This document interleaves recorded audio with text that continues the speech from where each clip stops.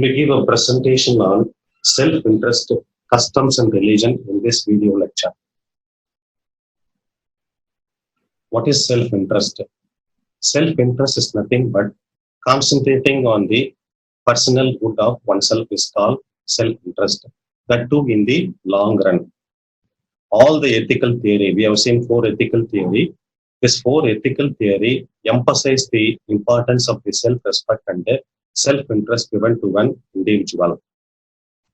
And moreover, duty ethicist stresses duties to ourselves and for one well-being. Ethicist of right emphasize our rights to pursue our own good. They also assert the importance of the self-respect. The pursuit of self-interest must be balanced and kept under control by moral responsibilities to the other people. That means self-interest means we are concentrating on the interest and the welfare of oneself for a long run. At the same time, we should keep that self-interest in a balanced manner so that the moral responsibilities of other people should be done in a justificable manner. Let us consider another point called ethical egoism, which challenges all the ethical theory and try to reduce the morality to the pursuit of the self-interest. So egoism is a matter which is connected with the factor self-interest. So this must be avoided or this must be reduced in order to pursue the self-interest in a balanced manner. It is also called egoism because the main duty of us is to maximize our own good. We can maximize our own good. At the same time, we should have some moral responsibility towards the welfare of other people. The second factor is called customs.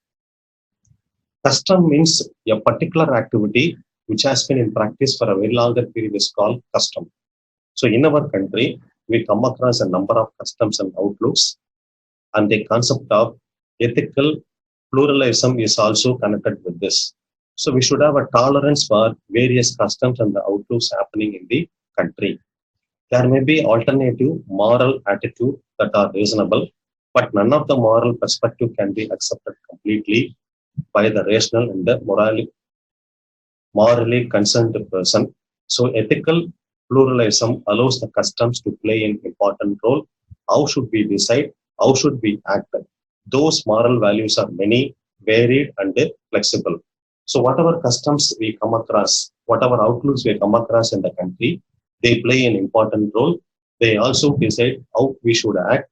They also decide how we should think. And those moral values are nothing but many, varied and flexible from time to time. One more factor, ethical relativism is coming into picture in addition to ethical pluralism.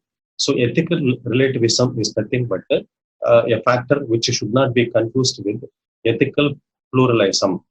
So these actions are morally right when they are approved by law or custom, and they are said to be wrong when they violate the laws or the customs. So whatever actions connected with the customs and laws are found to be right when they are approved by the law or by the custom for a very longer period. And ethical relativism try to reduce the moral value to law, convention and the customs of the society. There are many reasons for that. Laws and the customs seem to be definite, real and clear-cut. They help to reduce the endless disputes about the right and wrong about the customs. The third factor is religion. So far we have seen self-interest, custom, and the third factor is religion.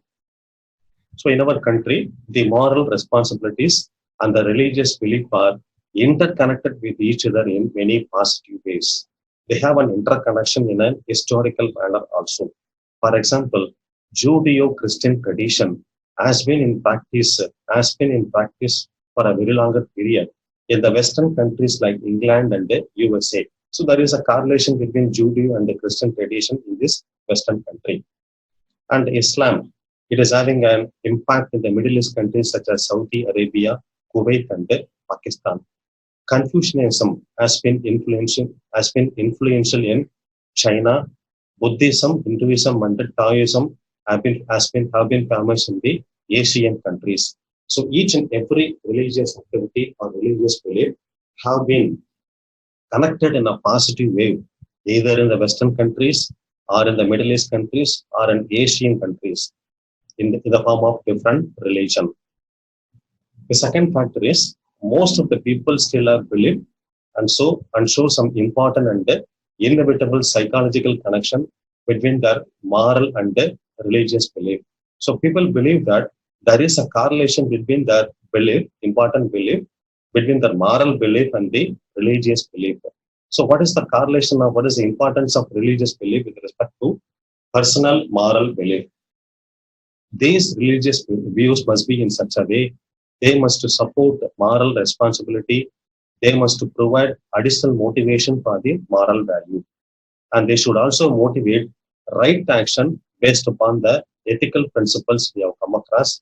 And they must support the people to follow that belief and also to have tolerance and concern for the other people living in the society. Many of the engineers are motivated by the religious belief. So in short, religious belief must be well correlated with the moral value of the society, moral responsibilities followed in the society. Then only it will become a motivation for the engineers to work in an efficient manner. So in this video, we have seen three factors. The first one is self-interest. The second one is custom. The third one is religion.